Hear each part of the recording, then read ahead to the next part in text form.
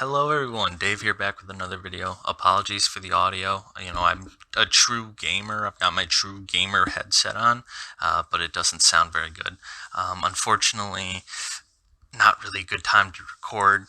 There's a lot of construction going on at our place. I don't want to be too loud because, I have a roommate that lives here. I want to respect him and his privacy and everything. So hopefully this doesn't sound outright garbage, but I really wanted to get this video out as soon as I could because I don't know if y'all remember last year the Chargers released their schedule as an anime, and I made a video about it just talking about the references, both to football and the anime references that they put in. And then this year they did it again. And I wanted to try to capitalize on it, admittedly, because one, I think it's an amazing idea, and it's so much fun to go through and poke out not only the football references, but the anime references. And also, that video is, I think, one of, if not the most viewed video on my channel as of right now. So I wanted to try to do a similar thing. So here we are. We're going to react to the 2023 Chargers schedule video. Admittedly, I have seen it once already. I will say, last year, I got more of the anime references and some of the strict football references kind of slipped through the cracks. This year, it's a bit of the opposite. I watched it, and some of the anime references kind of fell through the cracks for me, but a lot of the football stuff I actually got. It's been a crazy year for football. So let's just get into it. So immediately we see the cleat stepping on the 27-0 tag or ticket against the Jaguars. It shows, the Chargers media team at least has a sort of it can definitely make fun of themselves. This is a reference to the fact that in, I believe it was the wild card game from last year, they were playing the Jaguars and were up 27-0, and the Jaguars came back and beat them, I think 31 to something, 20. They might have not scored another point. It might have been still 27 or something like that, something close. But yeah, so it's good to see that they at least have a sense of humor about it and are, metaphorically crunching, stepping on that page, trying to put that behind them and move on to the new season.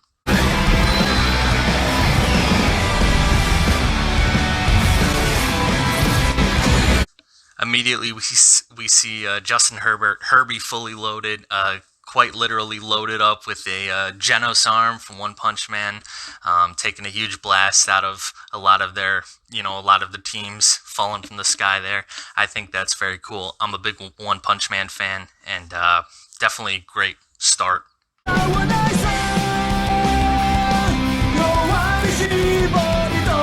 So here we are in week 2. I'm going to do the same thing I did last year where I kind of just jump around. Like if there's nothing I have to say about a specific team or week, I'm just going to skip it because I do want you guys to watch the full video for yourselves because it's very well animated and it's a lot of fun.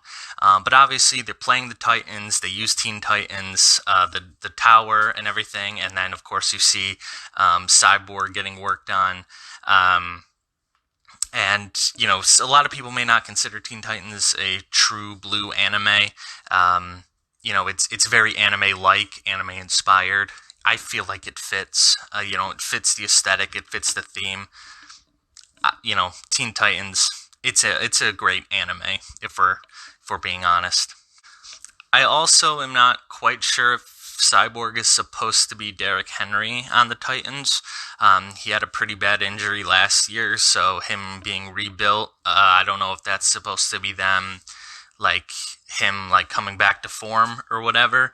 And it might not even be Derrick Henry, I don't know, but that's just something I thought about.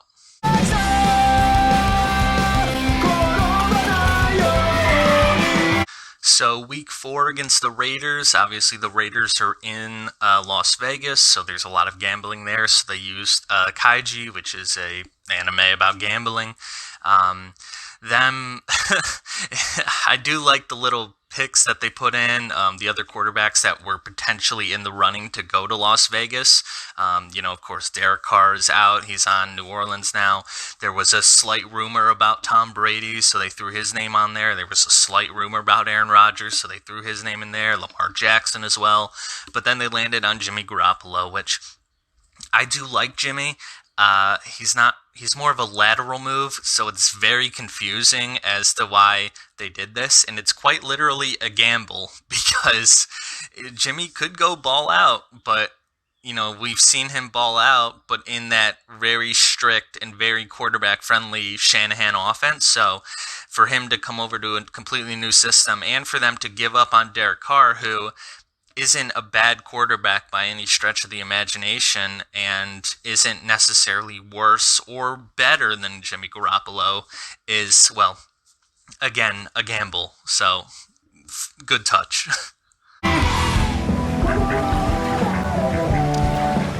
Week 5, their bye week, just shows, I believe that's supposed to be Justin Herbert again, chilling, just fishing, like going from Hunter x Hunter. There's a Psyduck there to shout out Pokemon as well. They're doing 2 in 1.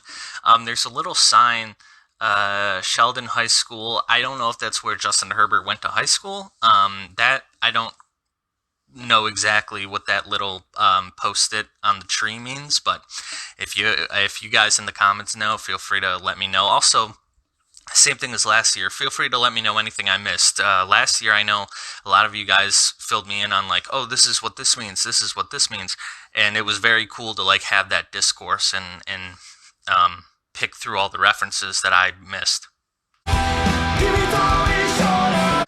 So week 7 against the Chiefs. I don't know if this is a specific anime reference, but it's a reference to I forget his name, Chiefsaholic. That right? The Chiefs super fan who like always dressed in like the wolf mask or whatever, and he like apparently robbed a bank. Well, not apparently, he did. Like he like wore his Chiefs mask to rob a bank, and then I think he like went to a game afterwards or something. It was just something weird, really wacky and weird about that whole situation. But it was a fun little nod, not a nod, but like a fun little poking fun at the fact that this guy is this Chiefs superfan is also a criminal. I think is kind of funny. So week 8 against the Bears, they're doing a parody of Build-A-Bear, but also We Bear Bears, the Cartoon Network show, which isn't an anime either. I think this one they definitely went a little, not just in this specific week, but in this schedule release as a whole, they like made the aesthetic anime, but so far there haven't been that many like true blue anime references. It's just been like the anime art style, which I think is fun, and I think that's fine. I love the little in the back there, they've got the previous Bears quarterbacks. They've got, Mitch Trubisky with his I love to, which he had a very famous tweet where he talked about kissing titties. So that was his nickname for a while, like kissing titties. Of course, they got Rexy. I went to a Super Bowl. Rex Grossman was a pretty not great quarterback that somehow just found himself in a Super Bowl. Jim McMahon on the end there, with his shades and his bandana. He was a big part of the Super Bowl shuffle, that video that the Bears made when they were in the Super Bowl or a while back, where they like danced around and stuff, trying to like be cool or intimidate the other team. And looking back on it now, it's very funny, but at the time it was kind of like, I mean, granted, I wasn't alive for it, but I can imagine people just kind of being like, what is this? This is odd. And then, of course, you have the little new guy playing with his blocks, Justin Fields at the bottom there. So, a pretty fun mashup of not only Bears history, but We Bear Bears and anime, and Build-A-Bear as well. So, a lot in this one. So, kudos to whoever did the Bears one.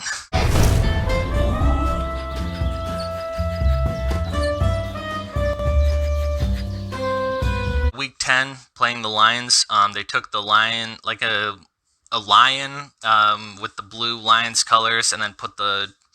I haven't seen Chainsaw Man yet. I know I got to get around to it. But they have like the little mascot there with the chainsaw coming out of his head, the little fluffy guy. Um, Let me know who that guy is. I just know I recognize that, even though I haven't seen Chainsaw Man yet. So that's cool. And they've also got some pretty important gambling hotlines, which is nice to put in. Um, you know, gambling is can be bad, and it's becoming more readily available, especially sports gambling in many different states. So it's nice that they put that in there. It's the bare minimum, but it's still nice, I guess.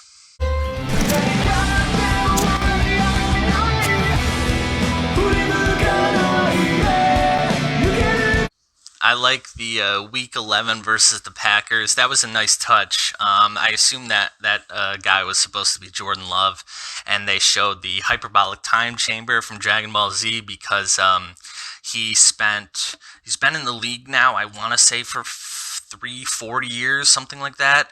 But he spent it all, just sitting behind Aaron Rodgers, being the backup. Metaphorically speaking, being in the hyperbolic time chamber, we would like to think training, and just absorbing all that knowledge from, one of the greatest quarterbacks to play, as much as I hate to admit it, because I'm not really an Aaron Rodgers fan, but he is an amazing quarterback. I can't deny that. And it's a history repeating itself. Like, Brett Favre was the Packers quarterback for the long time with Aaron Rodgers sitting behind him, and Brett Favre was a amazing quarterback, a Hall of Famer, and then went to the Jets. And then you have Aaron Rodgers for however long, being their quarterback forever, and then having another guy sit behind him, and then Aaron Rodgers is probably going to be a Hall of Famer. Then he goes to the Jets. So it's just like in 15 years, are we going to see Jordan Love go to the Jets after having an all-star career? Who knows? But yeah, nice touch there with the hyperbolic time chamber.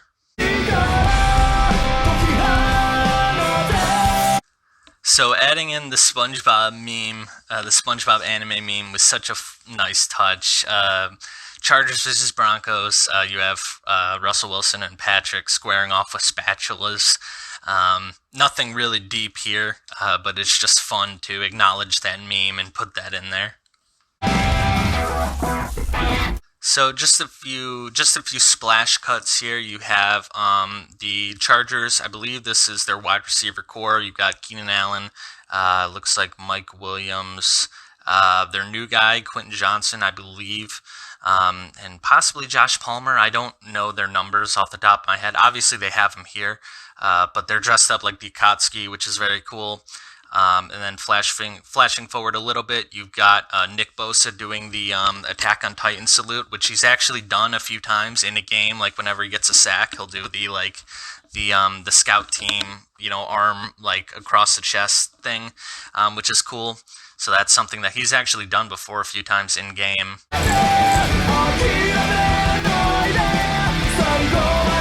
Flash forward a little bit more, and then Week 16, Saturday Night Football, they're playing my Buffalo Bills. This one, admittedly, maybe it's so obvious, and I'm not. I might feel dumb. Someone might point it out in the comments, and I'll feel like an idiot. But I don't exactly, off the top of my head, know the reference that they're going here for, anime-wise. But what I will say is they're definitely getting us pretty hard with the 4 consecutive Super Bowl losses. That's, it's kind of, as a Bills fan, it does get sick to hear about. I am a little tired of hearing about it. It's kind of a dead meme. But at the end of the day, it is the truth. The Bills, 90 to 93, I believe. 90, 91, 92, 93. They went to 4 consecutive Super Bowls and lost every single one, which sucks. I'm happy I wasn't born yet, because that would have, from a very early age, completely crushed me. But yeah, the Bills have not been able to live that down for a while. So that sucks. But so again, I personally kind of feel like it's a bit of a dead meme. Like it's like, okay, cool, we get it. The Bills have been hearing that literally since it happened, um, but I'm not going to sit here and act like it's not worth making a joke about because to any other football fan, it is funny, But just to me as a Bills fan, I hear it all the time. But I get it. I'm not like being salty about it. It is what it is. It happened. But so it is a funny little jab that they put in at us. And then of course you've got Stephon Diggs with his arms behind his back, watching it happen. Similar to how he did against the end of the Chiefs in 2020.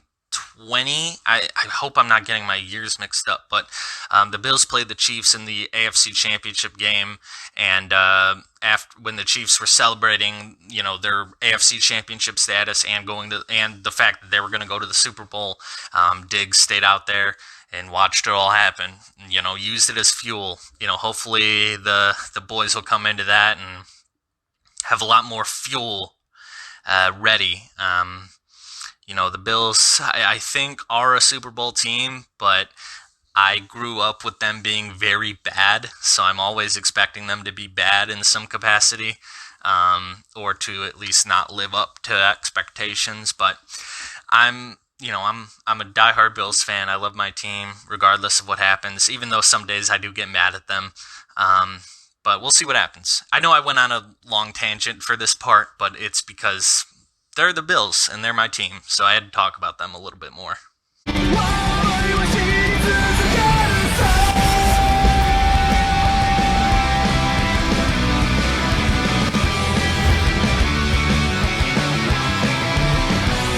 So those were all the actual games that I wanted to talk about. But I just wanted to point out at the end here, I love kind of the shout out that they gave to some former players. They've got Junior Seau. I'm not able to read all of these, unfortunately. I just can't see. I would assume Philip Rivers being 17, and I'm sure some other guys. Maybe Dan Fouts is in here somewhere. I'm not great with numbers, so if he's one of these and I just can't read it or just don't recognize the number. But then what's interesting is they, focus in on LaDainian Tomlinson, who for years, especially back when they were in San Diego, was like their guy, like their franchise running back. And they give him a little extra time to shine. So I'm not sure if that's just because they wanted to shout him out specifically, or maybe, I don't know if there's an anniversary of his coming up, like he's definitely, like, this isn't like a coming back to the league. He's not coming back to the league at all. That's not what I'm saying. But, like, I don't know if there's, like, an anniversary or a jersey retirement or something like that. Or maybe they just felt like shouting out the Damian Tomlinson specifically. But either way, that's it for this year. I liked it, obviously. I think it's such a fun, genius way. Like it's great marketing because it, I think reaches more fans. People who are into anime will like the references, and people who are into football will like the references. Like I said, this year it was more of an inverse, where there was a bit more focus on the football references and not as much on the anime references. It was still an anime in the sense of how they animated it, but last year there was a lot more anime, but just with football people in them. But again, I liked both. Let me know if there's any references that I missed, which obviously there are. I didn't go over every single week, and even in the ones that I did go over, there was stuff that I definitely missed. So feel free to let me know in the comments below. I appreciate you guys for watching. I hope this video does as well as last year's, because last year's video really did well. So I'm hoping that it does. I think, depending on how this video does, I may need to pick up a Chargers jersey this year just to thank them for helping out my channel unofficially. But anyway, that's the video. I hope you guys enjoyed it. I'll be back soon with another one. Again, apologies on the audio. I'm going to try to find more opportune times to film, or maybe get something better to like avoid this, but I hope it sounded at least bearable. But that, yeah, that's it. I'll see you guys in the next one. Peace.